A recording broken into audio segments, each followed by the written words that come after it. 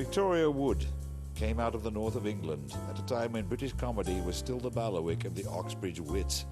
With a keen sense of the absurd, she finds nothing more absurd than being interviewed. Eventually this little program will be seen through the magic of the net all over the world. And there's a line of yours that might take some explaining. And the line is in one of your shows, and a newsreader says, "We'd like to apologise to our viewers in the north. It must be awful for you."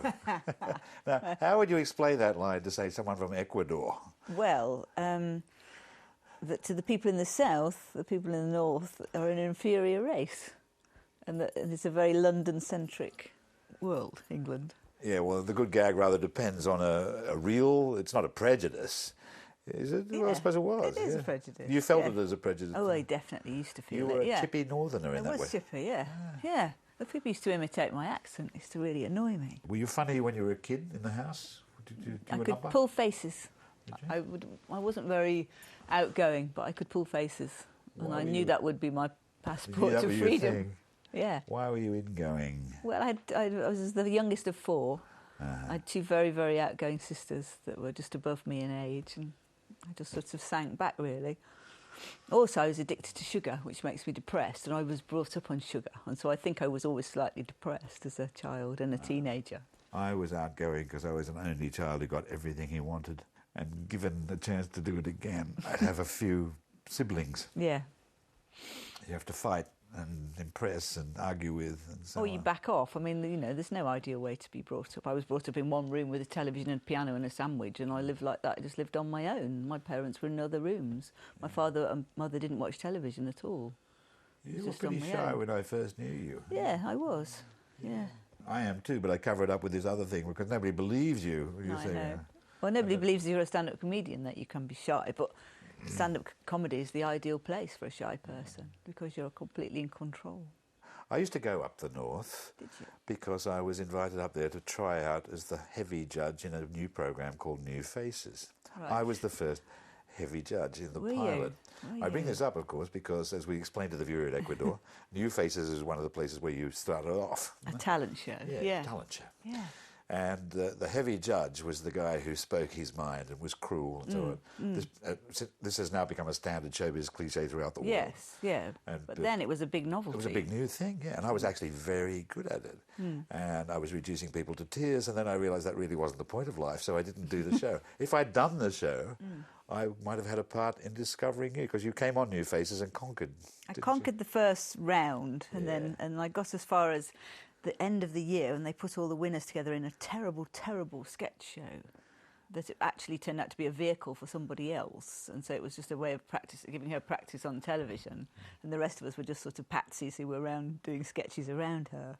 But to me it was my big break, and I got £125 a week. I couldn't believe my luck, because before that I'd only got £11 a week on the dole. Well, you had a flying start, because the first show that I saw in the pilot, when I was the heavy judge, the first contestant on was a guy who sang Mule Train very loudly while hitting himself on the head with a tin tray. Remember him? I remember him really well, yeah. And then he blew up a rubber hot water bottle until it burst. That's show business. I wish I could do that. I wouldn't have to write plays. He's probably still out there. You saw him. I remember him singing very well, yeah. Yeah, because he used to be in the pubs. Those were the days. Yeah, those people like that. People like that don't get on the telly. They were versatile in those days. Yeah, sing, tin tray, hot water bottle. Perfect. But I can give myself credit as a critic that I spotted you and Julie Walters and Emma Thompson. Mind you, you're all pretty hard to miss. There was a terrific amount of talent involved, but there was this system going where, before your generation, there weren't very many women who were writing their own stuff. No. And that was a new development. But there was one predecessor, wasn't there? Joyce Grenfell used to do it. Yes, she did. Yeah, were you an admirer? Yeah, I saw her when I was about 6 in the theatre. I came to see her. I remember her really, really well, because it struck me so strongly that you could have a woman on stage on her own and that was nobody else around her. Yeah. And that really stuck with me. And the other person I saw was Libby Morris, who was the only other person I knew who, you know, and I heard that expression, a one-woman show, which I'd never heard before, and that lodged in my mind. Yeah. Joyce Grenfell actually She actually had a piano player, William Blizzard. That's right. Yes. He used to Uh, play the piano upside down, didn't he? he With did his that. hand backwards. White Hardtail. That was his novelty act. Yes. Yeah.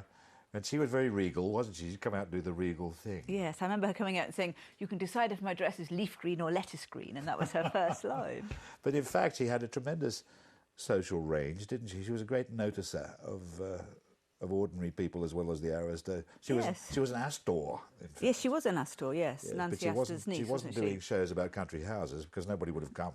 They wouldn't have come. No. But she was pretty good at noticing the usherettes and all that sort of stuff. Yes. Yeah. Did that sort of give you a tip that there were?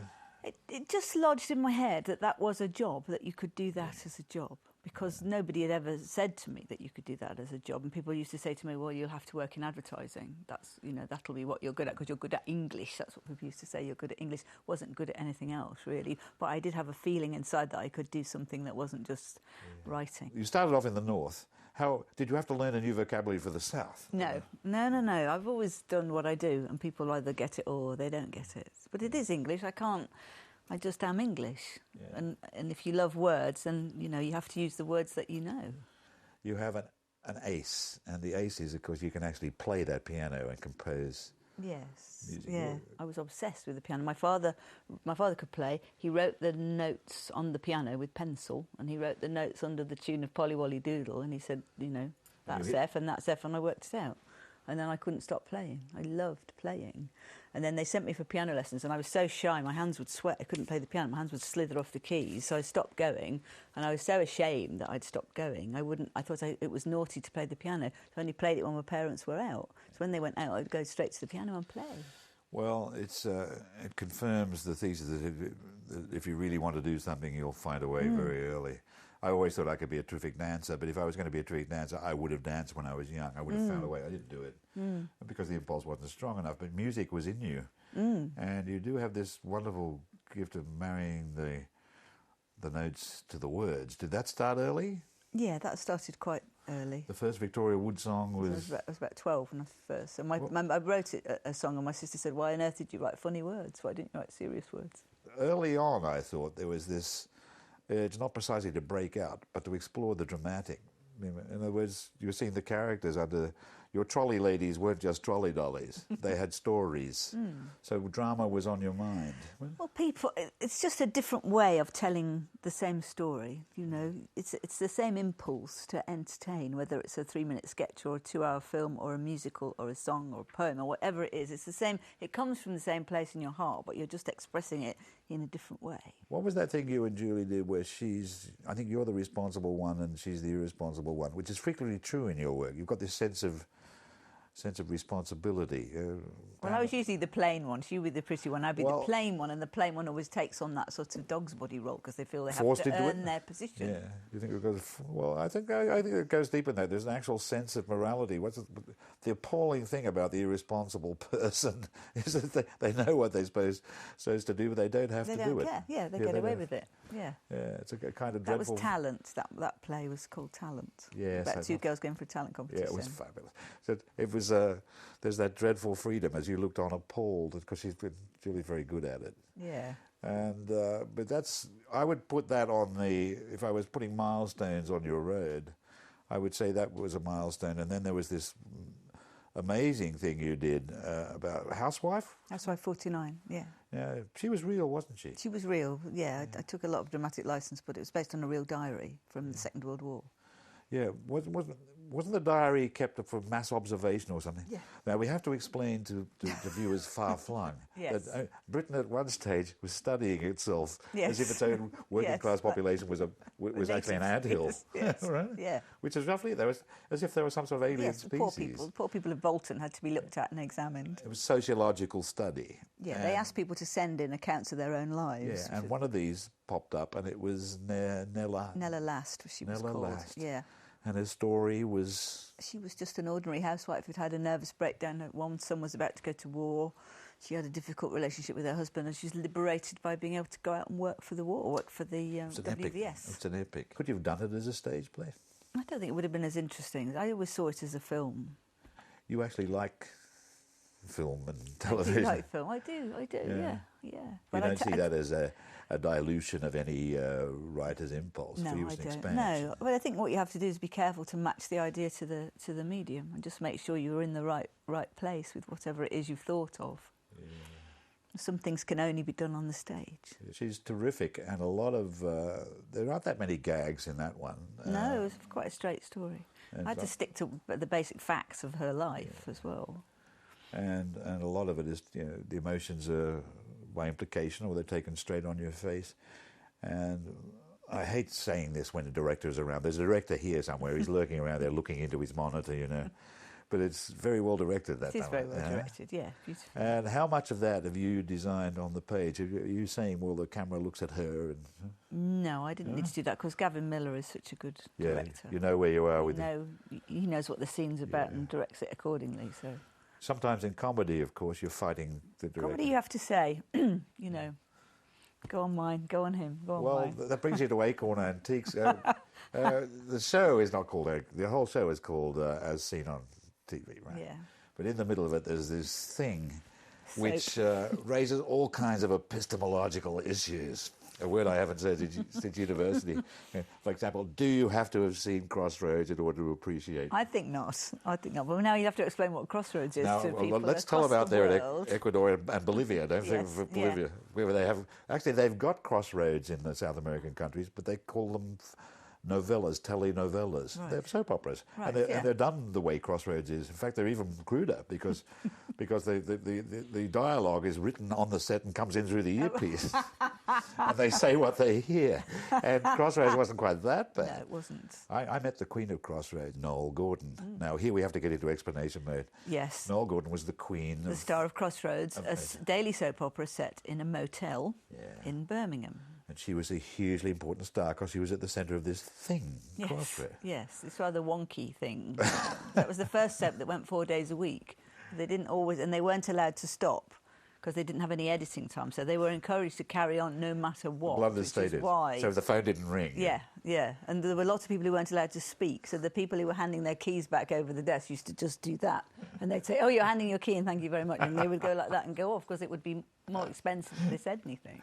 And if the phone... And it was you who spotted that whenever they were mending a car in the garage, it was always the same car. Yes, facing the other way, yes. I think I was also watching the time when somebody said, that phone isn't ringing.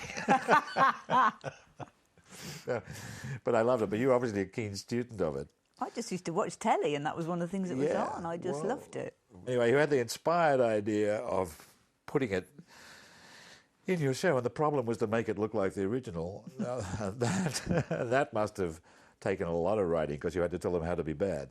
Yes, and you had to stop them from being too bad and try and root it in some sort of reality that people are trying to do it properly. People never try to do things badly; they only happen by accident. When Julie would come on and she'd be waiting for her cue. You could see her in the back waiting for her cue, and then you could see her take her cue and come on, or she'd come on early and have to be sent off and then come back again. And then look for the camera. Slightly, not disturbed, but accusingly. Yes, it's always somebody else's fault. There's a triangular relationship in the middle of, I won't say all your work, but a great deal of your television work. And it goes like this. This is my mass observation. This is my written, right? There's Julie. There's Celia Ivry. And Celia is upper crust or would be upper crust, which is always more interesting in Britain. Aping the aristos is much more interesting than being an aristo. The aristos, in fact, are probably spending most of their time shoving needles in their arms or something. It's the people watching telly, or watching telly, Anyway, Celia aspires. Yes.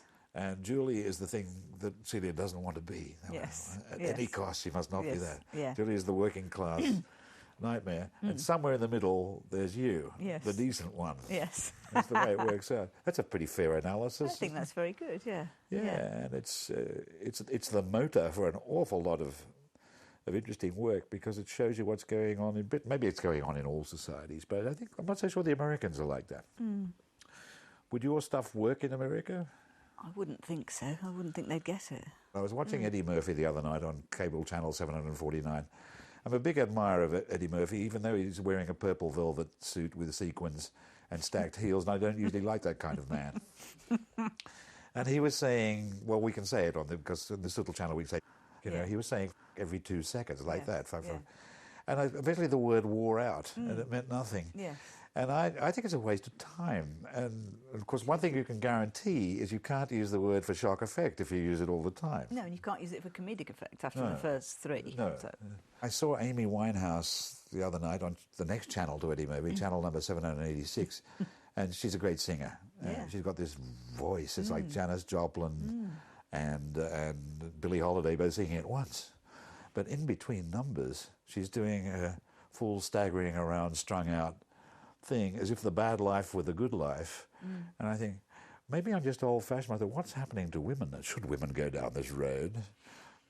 Do you have views? I do, because I feel it's taking away from from what you do in private and what you say in private. It's like there's no difference. And I think we all need to be able to say whatever we want to say when we're sitting here like this. And I feel that what we say in public should be more structured, should be more thought out, should be cleverer, should be a heightened version of who... I'm talking about comedy now. Be a heightened version of who you are in private. And if I don't want to see billboards that say, you know, FC UK. I don't like that either. How do you explain it to kids? I just find it... I find it deadening and tiring. And I feel I'm being bombarded. And I think, I love all those words. I don't want to see them written up everywhere and used in common parlance, because then we got no special words. We got nothing special to say when we drop a brick on our toe. Well, what do we call ourselves? You can't call yourself fuddy-duddies. You can't call yourself conservatives. You're not a conservative. I'm not a conservative, but I think in the end you have to, as you get older, you take stands about things. You're not prepared. You're not prepared to go along with what seems a popular view. I don't mind just sounding old-fashioned. I don't want to see written up on a billboard, that's all. I want to be able to say it in my own house and have it mean something. That sounds so charming, doesn't it? No, I'm right. No, I'm right. No, I'm right with it. I'm right with it. I'm just wondering, but you can't. It's very, very hard to package. It's a very subtle attitude. Well, it's so much easier for a bad copywriter or a bad comedy writer to use bollocks wank than it is to actually think of a clever way of shaping a sentence so it gets a laugh. It does take away some of the language's beauty, and also it does something else that we're actually quite scared to mention, which is to coarsen the sensibilities of the listener. This is a big, big question to ask, but are you satisfied with the British population nowadays? especially its younger versions? Well, I think you're right. I think coarsening is a very good word, and people get deadened. We're deadened by what we see and hear. We see and hear too much all the time. If you can see people having sex on television, on any channel, at any time, at any age, I don't believe that's a good way to bring your society up. Or in any train. Yes, yeah. Another reason for not travelling on public transport. Or if you can go into... I mean, I just think everything... just feel bombarded. I don't want to go into a shop and hear some really terrible DJ on a local radio station, and I feel assaulted by sound, really. The concept of silence has gone, and I don't know what to do. And I keep reading stories about people who tried to ask some kid to turn down the radio in the train and they got knifed or something. Killed, yeah. So what do you do? Do you speak your mind? I never would, no. No, I'm too feeble to do that. Well, I try and avoid being in that situation. But it's very difficult to avoid noise now. I think that's the worst pollution that we have. Yeah. It's noise. Speaking of pollution, do you recycle? Of course I do, yeah. What do you recycle? Everything. You have 4 different kinds of... Bottles, batteries, cardboard, paper. I've got a compost heap. I save my milk bottle tops, I take them to the dump and recycle them there. I take my clothes to the Oxfam. I do everything I can in that way. I tear out the plastic bit of the envelope before I put it in the recycling. My stomach is rumbling just to listen to this. Listeners, fear. I just bought one of those things you siphon your bathwater out with, but it's too short, so it just made the wool wet. I need to get an extension. What kind of thing is it? What does it do? It siphons out your bathwater into, out of your bathroom window, and you can take where? Well, into a water butt or something in your garden. It saves the water, in other words. Yes, you can use the water in your garden then. I hope it's helping. Are you convinced that it is? Oh, I think it wouldn't do any harm for us to live moderately. Really, I think that would be good for everybody. I agree with that.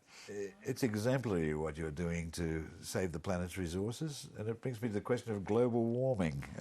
What happens when the oceans rise? Are you ready? No, I'm not ready. I feel very pessimistic about it. You don't like me joking about it, in fact, do you? Because you don't think it's a joke. No, I find it really upsetting. You sure it's true? Yes, I'm sure it's true. Because everywhere I've been lately, people have said, oh, you know, that there used to be a river there, or there used to be, what are those things made of ice? Glaciers. Yes. You know, glaciers. I've been to 2 places where the glaciers have really, really shrunk back. And so that's very visible evidence of something, surely. We've done so many things. We've used up so many resources because we haven't lived with any eye to the future. And I can't see that people will change. People will probably get very gung-ho and just say, well, there's nothing we can do, we might as well carry on living as we are. I've got a pretty low carbon footprint. It may not look it, but I don't drive a car. I occasionally am driven. But you fly. Yes, and I've got to go to Australia 4 or 5 times this year, and I'll be burning up the atmosphere each time. I can't think of a way around that one. Al Gore does that. I know, well, it's hard. Yeah. So, you know, you're saving a few egg cartons and taking them to the cardboard recycling, and then, you know, I've just flown around the world. I'm not in any position to criticise anybody. I've got a big house, I've got central heating, I've got a car, I've had 2 children. I've done all the wrong things. So what about this big project that's coming up I've been reading about? Victoria's Empire. It's a 3-part travelogue. Was that one of yours? Did you say, wouldn't it be a good idea if I saw the old one? No, absolutely not. Somebody came to me and said, Excuse me for a minute. I'm just going to lean forward here casually in a perfectly spontaneous way. Somebody said, wouldn't it be a good idea if you went to lots of places called Victoria? Because there are places all over the world called Victoria. And I said, yeah, that's just a holiday. That's not actually a programme. What about Woods? Breton Woods? Victoria Wood you could have gone to, Breton Wood, yeah. And then it turned into, well, why are there so many places called Victoria? Because we had so many places in the empire, we could call them whatever we wanted, and lots of places were called after her. So then it became a travelogue. I went round, went to Ghana, Jamaica, Newfoundland. Every place I went to was called Victoria, or was near a place called Victoria, and it was just looking at different bits of the empire, how we came to get such a massive empire, because we had the biggest empire that anybody's ever had at its height. And some would say the best one. It produced all kinds of interesting things. It produced metal suspension bridges, and me, for example. I'm one of the many people who wouldn't be here or wouldn't be the way I am with empires. I'd be a damn fool to condemn the whole thing, wouldn't I? Yeah, but there's probably lots of Aborigines who probably wouldn't be quite so cheery about the whole thing. Well, yeah, that's a big question, which we should go into. We have Aboriginal viewers, right? Right. And the question is not quite as simple as it appears. I know, but the thing is, the minute you go to any country, nothing is simple, and you cannot sum anything up. Not that I ever attempted to. It was all too big and too unmanageable and too subjective. So is that the theme? You go in expecting something, and then it turns out... But what I wanted to do was to go in and say, as a child of the 50s, I was taught that England was the top country, that English was the top language, white was the top colour, everybody else was a native, and their main purpose was to bring us pineapples and cocoa. And that was very good, and it was sort of a bit like scouting in my mind. You know, that we were one little pink country, and we had lots of other pink countries, and we sort of looked after them, and we could go there whenever we wanted, and they couldn't come here. That seemed to be the arrangement. Scouting for boys, as it was unfortunately called when I was a kid. And they did too. Yes, they did. As you were taught all that, and so I wanted to sort of bring that into the programme, but in the end, it is just a travelogue. There isn't any of that in it. I doubt very much anything you do is just something. It'll have that extra implication. What sort of control did you have over deciding what went into it? Well, I couldn't plan any of it because, you know, logistically it was very complicated because I could only go away for 14 days at a time. Yeah. So I had to leave it to other people to plan the actual flights and where we went and who we met. Yeah. I had a lot of control over when we got back, what we did with the footage, but I had no control over which old codger I might be expected to interview at any point. Yeah. I don't suppose you're allowed to mention any of the famous old codgers, but what happened in Africa, for example? We went to the African colonies. Yeah, we went to Ghana, which is where the main slave trade was carried out. We went to Slave River. We went to one of the forts on the west coast where the slaves were kept in the dungeons underneath the chapel, and where they sailed, where they were put in the boats and put over onto Jamaica. Then we went to Jamaica. And nothing complicated about that. It turns out to be unbelievably hideous beyond hideous. Yes, anything you can imagine. That was the only one where you could say that is bad. Full stop. Yeah. But then when we got to Jamaica, we met the slaves, the people who are descended from the freed slaves who live in the rainforests of Jamaica. Who've all got Scottish and English names because they used to belong to Scottish and English people.